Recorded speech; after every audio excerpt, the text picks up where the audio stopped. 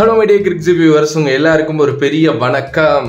Another day, another heartbreaking moment அப்படினே சொல்லலாம்.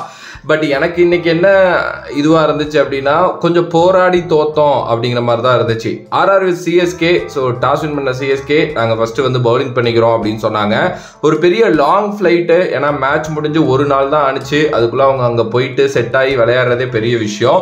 So அப்படி தான் ஐபிஎல் இருக்கும். ஓகே, ஸோ சேஞ்சஸ் அப்படிங்கிறது சாம் கரனுக்கு பதிலாக ஓவர்டன் வந்திருந்தாரு. அண்ட் தீபக் கூடாவுக்கு பதிலாக வந்து பார்த்தீங்க அப்படின்னா விஜய் சங்கர் வந்திருந்தாரு. ஓகே, ஸோ ஒரு நல்ல சேஞ்சஸ் அப்படின்னு சொல்லலாம். Okay, so obviously Rajasthan Royals அவங்களுக்கு ஒரு முதல் வெற்றி தேவை அப்படிங்கிற மாதிரி தான் விளையாட ஆரம்பிச்சாங்க.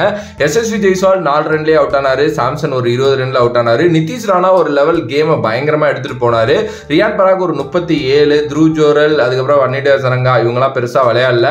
பட் நிதிஷ் ராணா மட்டுமே 36 பால்ல 81 ரன், சூப்பரான ஒரு இன்னிங்ஸ். ஸோ ஸ்கோர் வந்து பாத்தீங்கன்னா 182க்கு 9 விக்கெட்டு 20 ஓவர்ல 220 230 போயிருங்கிற மாதிரி தான் அவர் அடிச்சுட்டு இருந்தாரு. அவரோட விக்கெட் விழுந்ததுக்கு அப்புறம் தான் கேம் வந்து கொஞ்சம் சிஎஸ்கே கையில வந்துச்சு.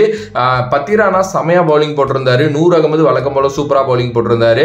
பெருசா அதுக்கப்புறம் வந்து பாத்தீங்க அப்படின்னா கலீல் ஓகேவா பவுலிங் போட்டிருந்தாரு. அண்ட் ஜட்டு நல்லா பண்ணாரு. ஓகே, அஸ்வினை போட்டு பொழந்துட்டாரு நிதிஷ் ராணா. அது எப்பவுமே அந்த மேட்ச் அப் இருக்கு, பயங்கரமா அடிச்சிட்டாரு. ஓகே, ஸோ ஓகேங்க, 183 அப்படின்னு விளையாட ஆரம்பிச்சாரு. எஸ், ருத்ரா ஜெய்க்வாட் வந்து சொல்லியிருந்தாரு இது மாதிரி ரொம்ப ஈஸியான டார்கெட் தான் இது, ஏன்னா பிச்சு வந்து நல்லா தான் இருந்துச்சு அப்படின்ட்டு. ரச்சின் ரவீந்திரா 4 பால்ல அவுட் டக் இன்னைக்கு. ஓகே, அது இல்லாம ட்ரிபாதி ருத்ரா ஜெய்க்வாட் ஆட ஆரம்பிச்சாங்க. ட்ரிபாதிக்கு பேட்ல படவே இல்லைங்க. எஸ், நீங்க வந்து எடுத்து பாக்குறப்ப 3 4 ஒரு 6 அடிச்ச மாதிரி இருக்கும். ஆனா நீங்க கேமா பார்த்துருந்தீங்க அப்படின்னா அது என்ன மாதிரி அடிச்சாருங்கிறது தெரிஞ்சிருக்கும். அவர் ரொம்ப கார்னர் பண்ணிட்டாங்க பவுலர்ஸ் வச்சு, அதுவும் ஆர்ச்சர் வச்சு போடுன்னு போட்டுட்டாரு அவருக்கு. ஸோ அவரு 23 ரன்ல அவுட் ஆயிட்டாரு. அதுக்கப்புறம் சிவம் டூபே வந்து நல்லா ஆரம்பிச்சாரு. ஒரு எக்ஸப்ஷனலான கேட்ச் வந்து ரியான் பராக் பிடிச்சதுனால சிவம் டூபே 18 ரன்ல அவுட். ருத்ரா ஜெய்க்வாட் ஒரு சைடு நின்னாரு. விஜய் சங்கர் 6 பால்ல 9 ரன், அவரும் அவுட். ரவீந்திர ஜடேஜா அவர் கடைசி வரைக்கும் நாட் அவுட்ல இருந்தாரு.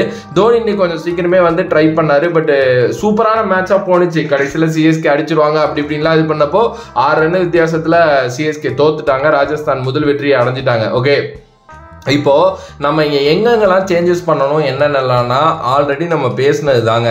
ஓப்பனிங் சுத்தர சரியில்லை. ஒரு 6 ரன் வித்தியாசத்தில் தோக்குறோம் அப்படின்னா 4 ஓவர் ஃபர்ஸ்ட் பவர் பிளேயில் 10 ரன் கூட நம்ம அடிக்கலாங்க.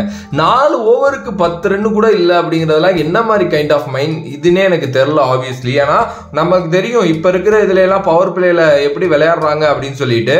ஆனால் ஒரு 10 ரன் தான் அடிச்சிருக்கோம் அப்படிங்கிறது வந்து பார்த்தீங்கன்னா எனக்கு ரொம்ப இதுவாயிருச்சு. ஆக்சுவலி வந்து நம்ம கேம் எங்கே தோத்தோம் அப்படின்னா பவர் பிளேலேயே விட்டுட்டோம். அதே மாதிரி கேச்சஸ் வின் மேட்சஸ்ங்க. எஸ், ரியான் பராக்கும் ஹெட்மேரும் 2 எக்ஸப்ஷனலான கேட்ச் எடுத்தாங்க. அதனால தான் வந்து பார்த்தீங்க அப்படின்னா இந்த மேட்ச் வந்து அவங்க வின் பண்ணாங்க. ஆனால் நம்ம சைடு ஜாமி ஓவர்டன் ஒரு கேட்சை விட்டாரு ஹெட்மேருக்கு. அதுக்கப்புறம் ஹெட்மேர் வந்து பார்த்தீங்கன்னா ஒரு 6 அடிச்சாரு. அதுதான் இங்கே கேமை மாற்றி விட்டுருச்சு அப்படின்னு கூட சொல்லலாம். ஸோ ஃபீல்டிங்காக வந்து பார்த்தீங்கன்னா இன்னைக்கு சிஎஸ்கே ஓகே, போன கேமோட இன்னைக்கு ஓகே, பட் ஆனால் அந்த கேட்ச் எடுத்துருக்கணும். அண்ட் உண்மையுமே ராஜஸ்தான் நல்லா பண்ணாங்க. கேப்டனா ரியான் பராக் ரொம்ப நல்லா பண்ணார். எஸ், கடைசி வரைக்கும் சந்தீப் சர்மா வச்சிருந்ததா இருக்கட்டும், இல்ல ஜோஃப்ரா ஆர்ச்சருக்கு ஓவர் கொடுக்காம அந்த இடத்துல சந்தீப்க்கு கொடுத்ததா இருக்கட்டும், தோனி வந்தவரே 2 ஸ்பின்னர்ஸ் ஆப்ரேட் பண்ணதா இருக்கட்டும், இது எல்லாமே சூப்பரான மூமெண்ட். அண்ட் எப்படிதான் அந்த ஃபார்ம் அவுட்ல இருக்க பிளேயர்ஸ் எல்லாம் நம்ம கிட்ட ஃபார்முக்கு வராங்களோ எனக்கு தெரியல. ஏன்னா இன்னைக்கு நிதிஷ் ராணாவும் ஃபார்முக்கு வந்துட்டாரு, ஆர்ச்சரும் ஃபார்முக்கு வந்துட்டாரு. அண்ட் நம்ம நிறைய சேஞ்ச் பண்ணணுங்க. மேபி டெவான் கான்வே உள்ள வந்தாதான் கேம் மாறும் அப்படின்னு நான் நினைக்கிறேன். பட் இன்னைக்கான தோல்வி வந்து நான் அகைன் சொல்றேன்ல கொஞ்சம் போராடி தோத்த மாதிரி இருந்துச்சு. பட் ஆனா அதுவுமே எனக்கு என்ன தோணுது அப்படின்னா ருத்ராஜ் ஓரளவுக்கு கடைசி வரைக்கும் இருந்தாரு. ஸோ மேபி அந்த ருத்துராஜ் இருந்ததுனால அந்த எஃபெக்ட் இருக்கோ அப்படிங்கிற மாதிரி தான் எனக்கு தோணுது. இன்கேஸ் ருத்துவும் ஏர்லியா விக்கெட் விழுந்துருந்துச்சு அப்படின்னா கேம் டோட்டலா மாறி இருக்கும். சீரியஸ்லி ஒரு விக்கெட்டுங்க, ரச்சின் ரவீந்திராவோட விக்கெட் தான் விழுந்துருந்துச்சு. ருத்ராஜும் ராகுல் திரிபாதியும் நின்னாங்க. ஸோ அப்பெல்லாம் எனக்கு என்ன லிட்டரலா தோணுச்சுன்னா ஐயோ என்னடா அப்படிங்கிற மாதிரி தான். ஏன்னா பின்னாடி 9 விக்கெட் இருக்கு, ஆனா நம்ம அடிக்க மாட்டோங்கிற மைண்ட் செட் தான். ஏன்னா நீங்க ருத்துவும் ரச்சினும் சிவம் டூபையும் இந்த லைனப்ல இருந்து எடுத்துட்டீங்க அப்படின்னா எனக்கு தெரிஞ்சு இது ரொம்ப ரொம்ப கஷ்டமான ஒரு இதுவா மாறிடும். சிவம் டூபே நல்லா அந்த கேட்ச் வந்து எக்ஸப்ஷனலான கேட்சுங்க, அது அவர் மேல தப்பே சொல்ல முடியாது. கரெக்டா இறங்கினாரு, கரெக்டா ஸ்பின்னரை டார்கெட் பண்ண ஆரம்பிச்சாரு, அவுட் ஆயிட்டாரு. பட் கொஞ்சம் முடிவு பண்ணணும் சில விஷயங்களை. எனக்கு தெரிஞ்சு கான்வே உள்ளே கொண்டுட்டு வரணும், உள்ளே கொண்டுட்டு வந்து ஒரு சில சேஞ்சஸ் நடக்கணும் டீமில் அப்படின்னு நான் நினைக்கிறேன். ஜாமி ஓவர்டன் எடுத்துகிட்டு வந்தது செம மேட்ரு தான். பட் அவருக்கு 2 ஓவர் தான் போட்டாங்க, அதுலேயும் அடிச்சிட்டாங்க அவரை. பேட்டிங்லேயும் அவர் பெருசாக ஏர்லியாக வர மாட்டேங்கிறாரு. சரி என்ன தான் பண்ண போகிறாங்க இதில். அடுத்த மேட்ச் டிசியோட வேறு. டிசிலாம் செம்ம ஃபார்மில் இருக்காங்க. அவங்க விளையாடுற கிரிக்கெட் பிராண்ட் ஆஃப் கிரிக்கெட்டே வேற மாதிரி மாறிடுச்சு. அதுவும் சேப்பாக் மாதிரி கண்டிஷன்ஸுக்கு அவங்க ரொம்ப நல்லா சூட் ஆகிற டீமை வேற வச்சுருக்காங்க. அப்படிங்கிறதுனால எனக்கு தெரிஞ்சு ரொம்ப எக்ஸைட்டடான மேட்ச் அடுத்த மேட்ச் இருக்கும்னு நினைக்கிறேன். பட் சிஎஸ்கே சில விஷயங்களை அவங்க இது பண்ணி தான் ஆகணும். அண்ட் இன்னைக்கு நடந்த இன்னும் ஒரு சில விஷயங்கள் வந்து என்ன அப்படின்னா, லைக் எப்படி சொல்றது, ஜட்டுவை முன்னாடி அனுப்புறாங்க. ஆனால் ஜட்டு இன்னும் கொஞ்சம் அவரோட கேமை இம்ப்ரூவ் பண்ணணுமோங்கிறது தான் எனக்கு தோணுது. ஆனால் நான் டோட்டலாகவே அந்த பவர் பிளேலேயே நம்ம கேம் முடிஞ்சிருச்சுங்கிறது தாங்க உண்மை. அந்த பவர் பிளேல 4 ஓவருக்கு 10 ரன், அப்புறம் 1 ஓவரில் டேக் ஆஃப் ஆயிடுச்சு.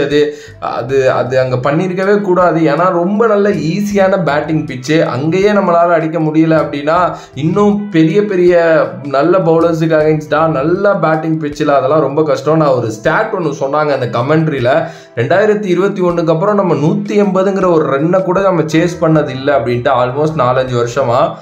எஸ், இதுலேருந்தே தெரியும். பட் 2 கப்பு வச்சுருக்கோம் நம்ம அதுக்கப்புறம். பட் இதுலேருந்தே தெரியும் உங்களுக்கு என்ன மாதிரி நம்மளோட சேசிங் குவாலிட்டி அண்ட் நம்மளோட பிளேயர்ஸ் இருக்காங்க அப்படின்னு சொல்லிட்டு. ஆனால் நம்மள்கிட்ட என்ன இருக்கிற ஒரு பெரிய மைனஸ்னால் பெஞ்சில் கூட நல்ல பிளேயர்ஸ் இல்லை. நல்ல பிளேயர்ஸ் இந்த சென்ஸ் இவங்களால பண்ண முடியும் அப்படிங்கிற அந்த மாதிரி ப்ரூவ் பண்ண பிளேயர்ஸ் இல்லை. பட் ஆனால் எங்கேருந்தாவது யாராவது எக்ஸப்ஷனலாக வந்து ஆடணும் அப்படிங்கிற மாதிரி தான். இப்போ நீங்கள் பார்த்தீங்கன்னா அந்த எஸ்ஆர்ஹெச் மேட்ச்சில் அங்கித் வர்மான்னு ஒருத்தர் வந்து ஆடுறாரு. அது மாதிரி எங்கேருந்தாவது ஒரு எங்கேருந்தோ ஒரு பிளேயர், நமக்கு ஊர் பேரே தெரியாத ஒரு பிளேயர் வந்து ஆடினாதான் போல. அது மாதிரி ஒரு சில பிளேயர்ஸ் இருக்காங்க. மேபி அவங்கள ட்ரை பண்ணி பார்க்கலாம். பட் சாரி, எனக்கு எப்படி தோணுதுன்னா மேபி இது நமக்கான இயர் இல்லையோன்னு தோணுது. ஒரு மாதிரி 2020 ரிப்பீட் மாதிரி இருக்கு. பிகாஸ் நம்மளோட மிடில் ஆர்டர் ரொம்ப கொலாப்ஸுங்க. மிடில் ஆர்டர் இந்த மாதிரி கைண்ட் ஆஃப் மிடில் ஆர்டரை வச்சுக்கிட்டு நம்ம ஒன்றுமே பண்ண முடியாது ஐபிஎல் மாதிரி ஒரு டோர்னமெண்ட்ல. ஸோ நீங்கள் என்ன நினைக்கிறீங்க டீமை பற்றி அண்ட் கேமை பற்றி, தோத்ததை பற்றி அப்படின்னு சொல்லிட்டு எல்லாத்தையும் மறக்காம கமெண்ட் பாக்ஸில் கமெண்ட் பண்ணுங்க. And credits goes to RR team. குறிப்பாக வந்து நிதிஷ் ராணா, ஆர்ச்சர், ரியான் பராகோட நல்ல கேப்டன்சி, அசரங்கா 4 விக்கெட்டு. ஸோ அவங்க ரொம்ப நல்லா பண்ணாங்க ஆக்சுவலி. அதனால வந்து பார்த்தீங்க அப்படின்னா நம்ம வந்து தோத்துட்டோம், அவ்வளோதான். ஸோ வேற ஒரு வீடியோவில் வேற ஒரு கான்செப்டில் வந்து சந்திக்கிறேன். அடுத்த performance Vijay Mani. Love you all, stay safe மக்களே. Love you all, stay safe.